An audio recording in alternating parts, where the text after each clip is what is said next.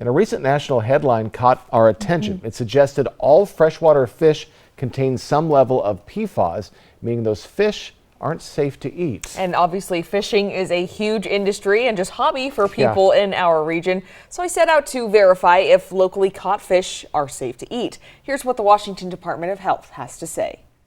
Catch and release? I had some questions after seeing this headline, and luckily the Washington Department of Health had some answers. Our role is really to review fish tissue data. After we evaluate the data, if necessary, we'll of course develop some sort of guidance, which would be the fish consumption advisory. Christy says it's a team effort to collect fish data throughout the state. They often get samples from Fish and Wildlife, the Department of Ecology, and Native tribes. There's a number of ways that PFAS kind of get into the environment. There's industrial uses. There can just be runoff, contaminated, water or something sediment into the environment, and then old contaminated sites. I asked Christy if Mid-Columbia anglers should be concerned about PFAS in their catches. He pointed to a 2016 study with a sample from above McNary Dam. Largemouth bass, I believe, in that sampling was above what we would consider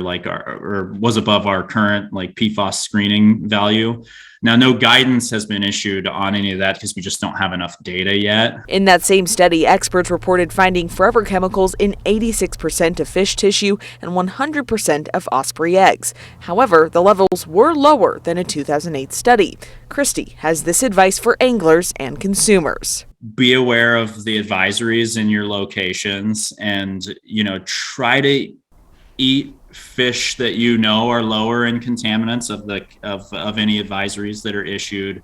Try to eat a lot of different types of fish from different sources. He says it's all about sourcing your fish right, and if anything, please continue to eat fish.